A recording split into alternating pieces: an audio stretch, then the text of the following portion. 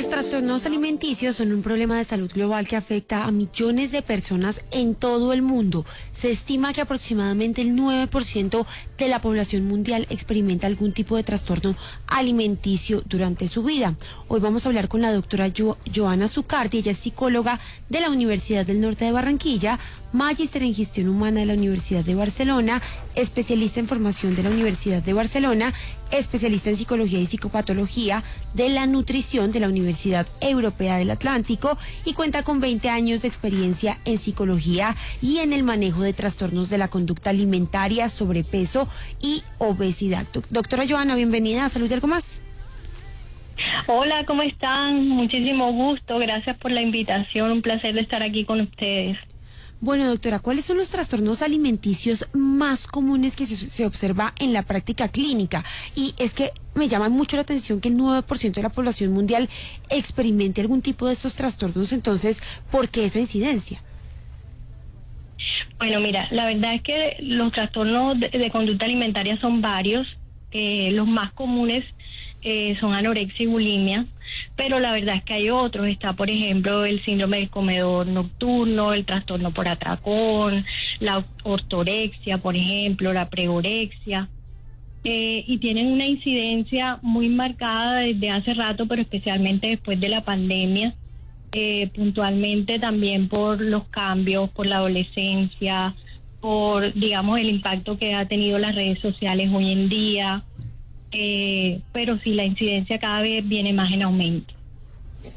Yo quiero que hablemos un poquito sobre la anorexia nerviosa, que es bastante común y creo que en su mayoría los trastornos, como por ejemplo la anorexia, tienen mucho que ver con el tema de las mujeres, ¿no? Ustedes como psicólogos, ¿qué encuentran en las niñas o en las mujeres que tienen anorexia? ¿Qué patrón podríamos decir que hay? ¿Hay un vacío? ¿Hay una forma de llamar la atención? ¿Quieren controlar todo? ¿Qué vendría siendo de fondo, doctora? Bueno, mira, los trastornos de conducta alimentaria son multifactoriales. Eso es lo primero que tenemos que saber. Es decir, que hay múltiples factores que intervienen en su aparición. Hay factores biológicos, factores psicológicos, factores sociales que intervienen digamos, en la aparición. Entonces no podemos decir que es una sola causa, a pesar de que el síntoma que de pronto nosotros vemos es el cambio en el comportamiento alimentario.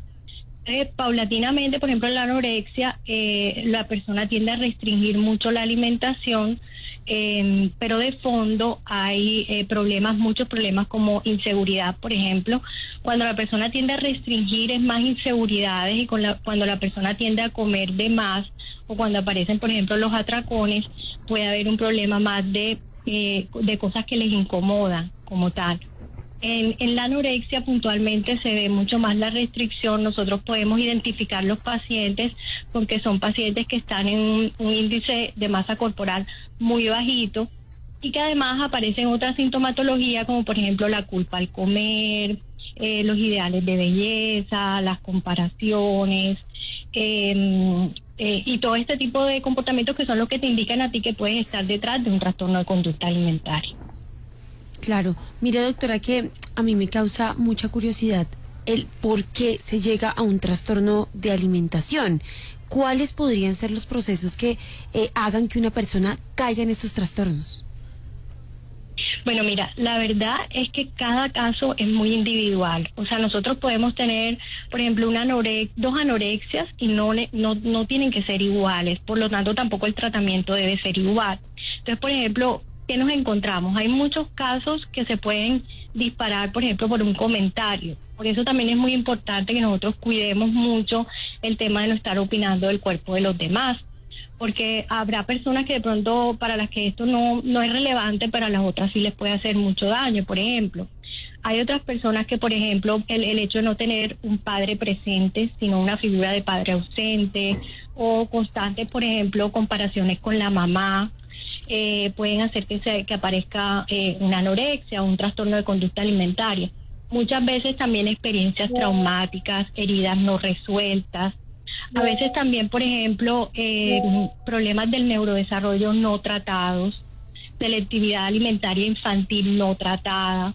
A veces también aparecen como secundarios a, por ejemplo, que te dio una depresión o una ansiedad y no la trataste, y aparece como secundario a una depresión y a una ansiedad. Entonces, las causas pueden ser múltiples y también tenemos que tratarlos de diferente manera desde la individualización de cada paciente. Porque si bien, como te digo, puedes tener un diagnóstico igual, no necesariamente se tiene que tratar igual, ni el abordaje debe ser igual, porque cada trastorno trae como su propia carga dependiendo del paciente. Vea, doctora, hay veces que las personas confunden una anorexia con una bulimia. Entonces uno medianamente explica, sobre todo que la bulimia es cuando la mujer o el hombre, quien lo tenga, vomita después de haber comido. Yo quisiera que le explicáramos, si usted si nos permite, qué es un caso de bulimia y cuál es la diferencia, por ejemplo, con una anorexia, para que los oyentes les quede súper claro y antes de poner etiquetas sepamos de qué estamos hablando. Esa pregunta es súper importante. Entonces, mira, a veces nosotros pensamos que bulimia es vomitar y que anorexia es restringir. Y resulta que nosotros dentro de los trastornos de conducta alimentaria tenemos algo que nosotros catalogamos como conductas purgativas, que son, por ejemplo, el uso de vómitos y laxantes. Y tenemos unas conductas compensatorias, que es como, por ejemplo, realizar un ayuno restrictivo, no terapéutico, sino restrictivo, y exceso de ejercicio, por ejemplo. Pero entonces tú puedes tener en una anorexia, puedes tener conductas purgativas, o sea que las anorexias también pudiesen cursar con uso de laxantes y con vómitos. Y en la bulimia tú también pudieses llegar a tener bulimias tipo restrictivas. Lo que pasa es que en la bulimia puedes tener restricción y puedes tener atracón, y lo que realmente nos lleva a diferenciar una de otra es el índice de masa corporal del paciente.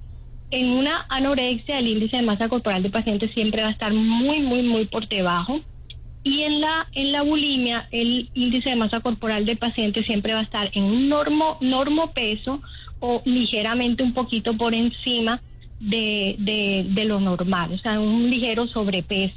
Entonces, eso es lo que realmente te identifica, porque puedes tener una bulimia tipo restrictiva y puedes también tener una anorexia tipo purgativa.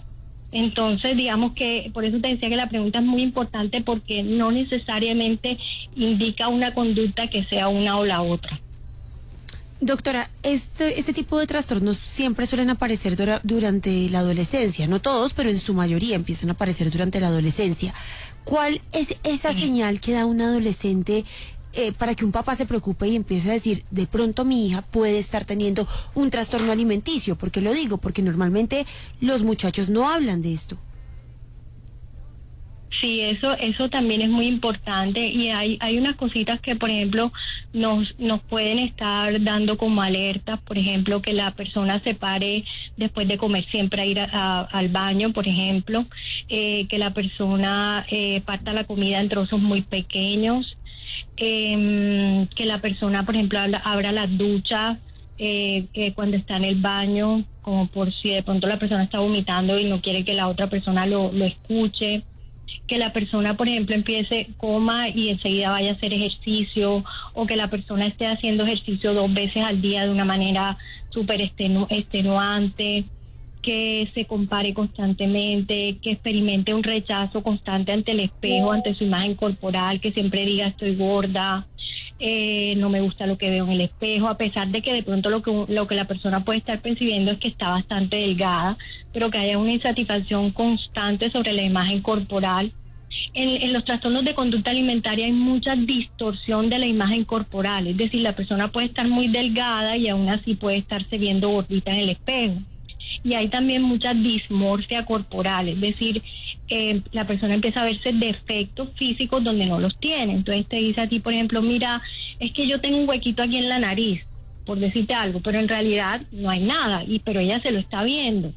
Entonces tenemos que ser como muy precavidos, aparte de que en la adolescencia puntualmente hay muchos cambios físicos, y estos cambios físicos a veces entran en contravía con las expectativas físicas de desarrollo del cuerpo que tiene ese adolescente. Entonces resulta que puede ser una niña que tenía expectativas de al desarrollo tener curvas, senos, nalguitas, y de repente encontrarse con que se da el desarrollo y no se da esto, pero todas sus amigas lo tienen. O al revés, cuando, por ejemplo, yo no quiero que mi cuerpo sea voluptuoso y resulta que me llego a la anorexia y mi cuerpo empieza a cambiar y empiezan a aparecer, por ejemplo, unas curvas. Entonces, todas estas cositas y tener la cercanía, yo siempre digo que estos problemas se evitan mucho cuando los papás están presentes. Si yo como papá estoy presente, converso con mi hijo, yo voy a poder detectar cosas a tiempo y voy a poder tomar correctivos a tiempo.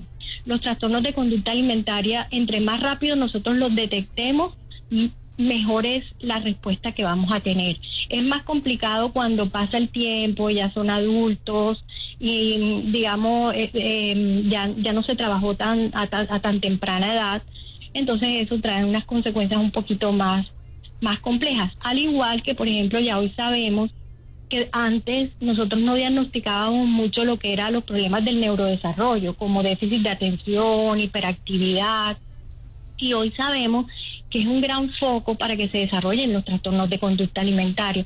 Entonces muchos adultos que pasaron desapercibidos en ese momento con ese tipo de problemas, hoy tienen cambios en el comportamiento alimentario y ni siquiera saben por qué es. Entonces esa era alguna de las razones. Y si trabajamos eso a tiempo, junto con el colegio, con los padres, pues ya van a ser niños que no se van a sentir diferentes, porque a veces todos estos procesos de aprendizaje es como si al niño le dijera, no es que tú no estás aprendiendo bien, no es que necesitas más ayuda, empiezan a generar inseguridades también y trae otro tipo de problemas, como los cambios en el comportamiento alimentario. Entonces siempre la prevención, el diagnóstico a tiempo, el conocer más de estos temas, porque digamos que hoy en día sabemos más de lo que sabíamos antes, entonces siempre nos va a ayudar a que sea mejor, digamos, el trabajo. Doctora, antes de despedirla, le quiero hacer la última pregunta. Listo, ya identifiqué los síntomas que usted nos está contando el día de hoy. Ahora, ¿cómo abordamos a ese familiar y a ese amigo?